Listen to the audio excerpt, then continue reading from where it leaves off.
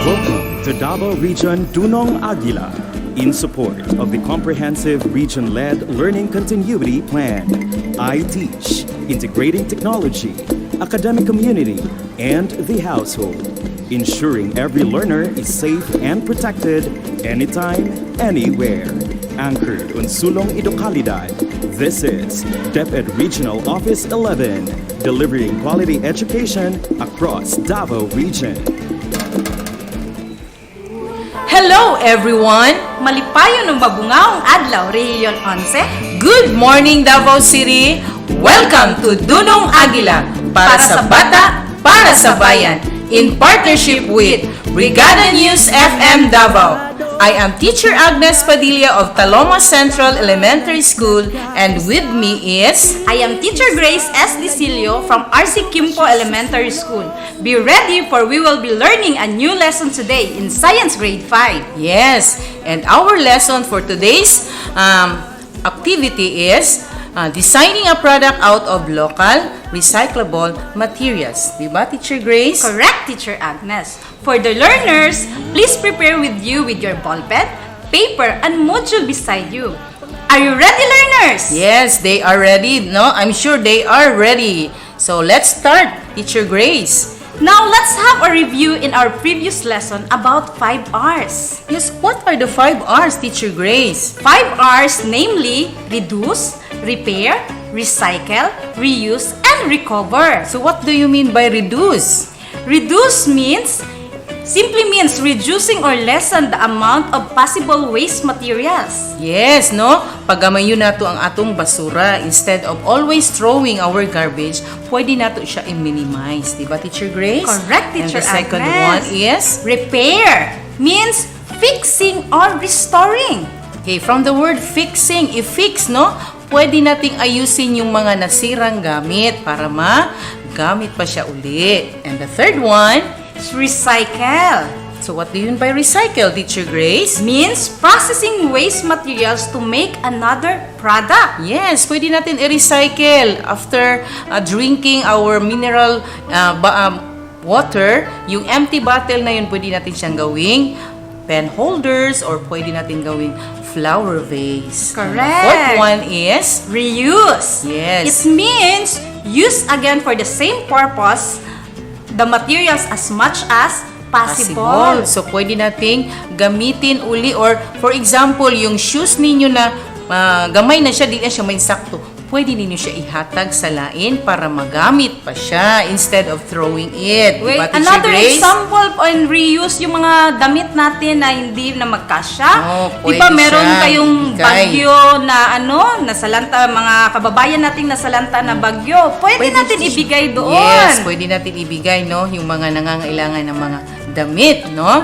Correct. And then, The last next one is recover. recover. What do you mean by recover? It means taking energy or materials from waste to be converted into new resources. Okay, so ibig sabihin, recover means pwede ka makakuha ng energy. Like for example, the animal manure or the fruit and vegetable fillings.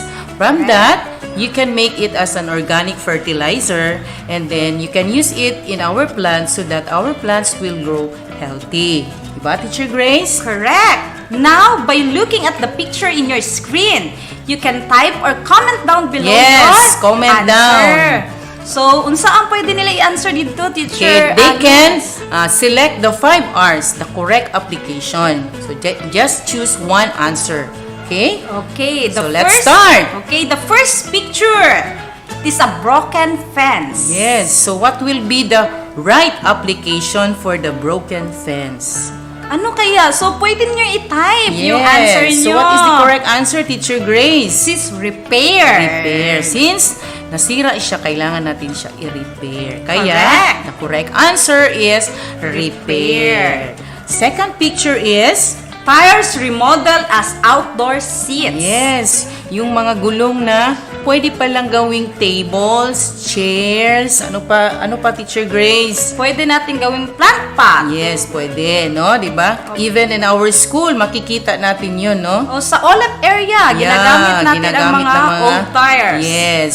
And another picture please is the Used jars made as containers. yes, yung mga may laman dati tapos naubos na yung laman, pwede siya gawin o gamitin muli. Like for example, yung peanut butter na container. Pag maubos na yun, pwede siya lagyan ng mga condiments. Di ba, Teacher Grace? Tama. So, ano ang answer natin doon? It Correct is answer is reuse. reuse. Gamitin siya uli. Okay, now let us proceed to another activity. Yes, what activity that? The direction is draw an happy face if the picture shows a recycled material. Yes. And sad face if not. Yes, again, you have to answer if the material is recycled, answer it with happy face. Correct. If not, your answer would be sad face. Diba, Teacher Grace? Yes, Teacher Agnes. So, let's start. Well, try to see on the picture on your screen so you can type you can put emoji, happy face, and sad, Sad face. So, in the first picture, Yes, what will be the correct answer? okay, in the first picture, it shows recycled material. So, So, it the correct is answer, happy face. Next picture. What is that, Teacher Grace? It is a ceramic jar. So, what will be our answer for that? So, it is a sad face because ceramic jar is not a recycled, material. Tama yun, Teacher Grace. Another picture. The third one. The third picture is, what's that? It is, I think it is a happy face. Bakit Correct. kaya happy face? Kasi anong ginamit na dyan? Okay, we use the old newspaper or Correct. old magazine. So, pwede palang gawing flower. So, the answer Is happy face. And another picture. Okay, the fourth pictures, the answer it is Sad. sad face. Why sad? Kasi hindi siya nag-show ng recycled materials. And that is about recycled materials. We have a fifth picture. Oh, what is? Okay. The fifth picture is, The answer it is happy face. why happy face? Because as you can shown in the picture, It it is is made of recycled materials. I think it is from the wrappers, no? Correct. Okay, it was made by a person who knows how to make a bag. Correct. Okay, so is there another picture? No. No, wala na. No. So, what's our next activity, teacher? Now let us proceed to another activity. So, our next activity is Match the recycled material in column A with the product that can made up in column B. Again, you can match the recycled materials to the product made out of these materials. Okay. Okay, so let's begin. Are you ready, learners? Yes, they are ready. Number 1, Teacher Grace. So the first picture, Okay, what is in the first picture? Number 1. tin can. Number Ano kaya one is yung tin can? In short, lata. Lata na pinaglagyan ng mga, I think, gatas or sardinas, Sardinas. o kaya'y corned beef, no? Pwede. Then, correct answer for that is pen container. Number 2, Glass bottle. glass bottle. If you have glass bottle at home, you can make it as a flower vase. Am I right, Teacher Grace? Correct. Yes. And the third one is Tires or old tires, mga lumang gulong. gulong. No, sinabi natin kanina na pwede siyang gawing chairs, tables, and Pwede plant pot. Okay. What about the next? The next is newspaper. Newspaper. Pwede siyang gawing flower paper. Pwede din natin gawing origami. Yes, origami. And then, The the last next one, is the plastic bottle. plastic bottle. Since Christmas season ngayon, di na natin kailangan bumili pa ng mga lanterns. Pwede tayong gumawa ng lantern out of this plastic empty bottles. Correct, Diba? Teacher Agnes. Okay, so yun yung mga materials na magagawa natin out of those recycled materials. Diba, Teacher Okay. Grace? Now this time, I will give an example of waste material. So si Teacher Agnes naman ang magsasabi ano ang product. Pwede. O, ano ang made pwedeng gawin. of- Opo. pwedeng gawin sa waste material na to. Yes. Okay, shall we start? Pwede din sila mag-comment. Okay, comment, no? Comment below sa comment- box section Okay. kung anong pwedeng product sa waste material na sasabihin ko. Oh, yes. Very good. Okay, let's start. Okay. Let's start, Teacher Grace. Number 1. So, What is number old one? tires. Yes, kagaya ng sinabi ko kanina, old tires can be made into chairs, tables, and flower pots. Oh, plant pot. At remember, ang old tires ginagamit natin sa school. Makikita natin sa OLED area natin. Yes. Diba?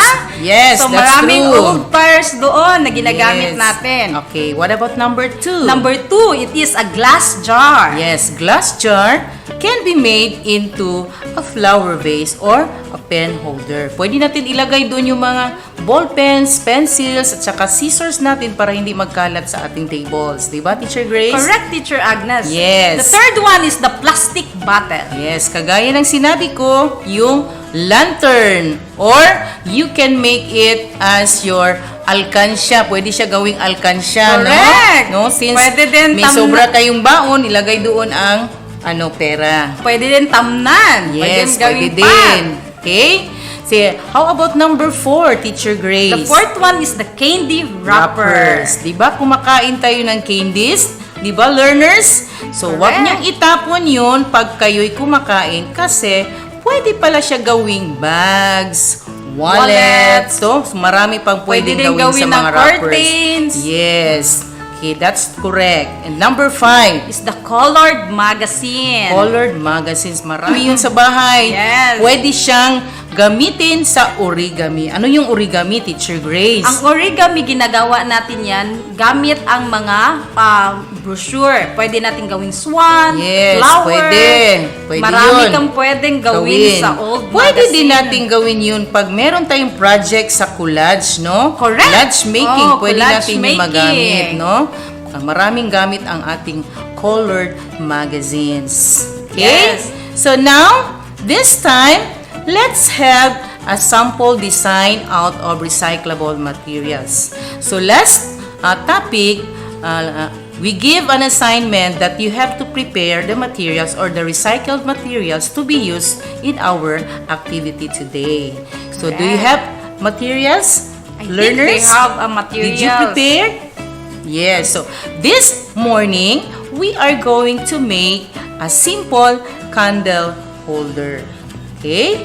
So, are you ready, learners? I think they are ready, Teacher Agnes. Oh, ready na gid na sila ba? I-ready na daan ang inyong glue gun, ang inyong stick glue, ug ang inyong scissor. Are you ready? So, let's begin. So, what is the first step, Teacher Grace? Remember that we will making a candle holder. So, let's make a Okay. simple candle holder. The first step is cut the head part of the spoon. Yes, you have to cut the head part of the spoons. Second, you have to plug the glue gun with a stick glue. Third, paste the head of the spoon around the circular cover. Yes, you have to paste and you do it several times until all heads are pasted. Diba, Teacher Grace? Correct. And And lastly, clean your product as well as your area.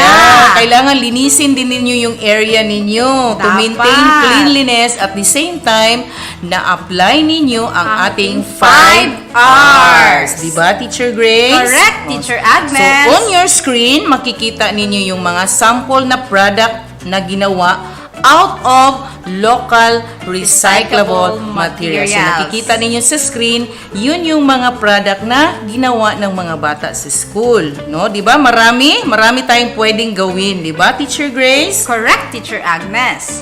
So, what's our next activity? Now, learners, it's your turn to make your own product using any recyclable materials. Yes, pwede kayong gumamit ng kahit na anong recycled materials as long as may natutunan kayo, may magagawa kayo na sarili ninyong disenyo. Diba, Correct. Teacher Grace?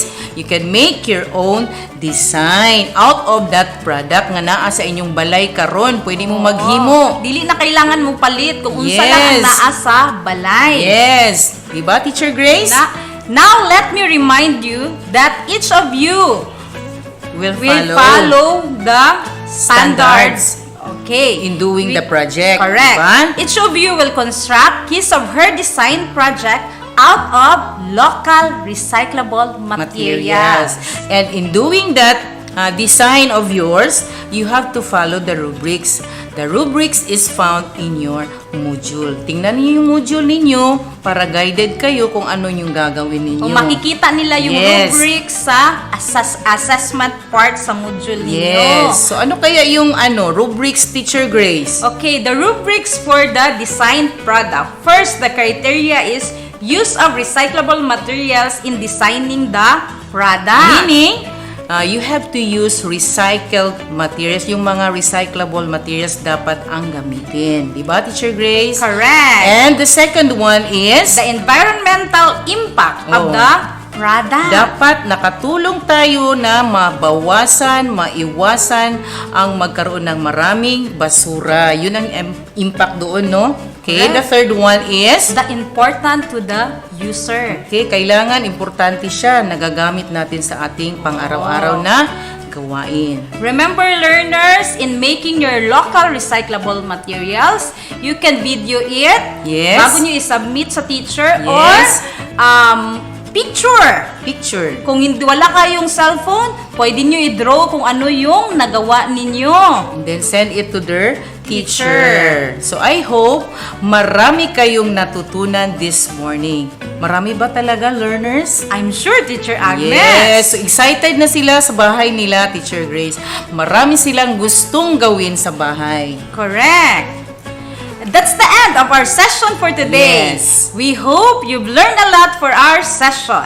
We would Yes. like to thank our sponsors, our partners for this program. We have the Brigada News FM Davao, our DepEd official from Region and Division Office. And of course, our two dynamic supervisors. Thank you, Ma'am Marilyn Marcelo and Sir Johnny Ferolino for this opportunity. And of course, our principal, Ma'am Aida Plasencia and Sir Leo Cadena Jr. No, di ba no? Sa ilang suporta sa MUA. Huwag natin kalimutan ang two dynamic science consultant. Yes. Si Ma'am Vicheri Ledesma and, And Ma'am Ma'am Hazel Hazel Linasa. And of Thank you so course, much to support, Ma'am. Our Talomo District A and B family. And the last one, sila ang dahilan kung bakit nandito kami ngayon. The learners. And of course, beside them, kabalumi na apod ang parents, na minaw sa amua karon. We hope na daghan mog nakatunan. Daghan jud silang nakatunan, Teacher Yes, Agnes. I'm sure of that.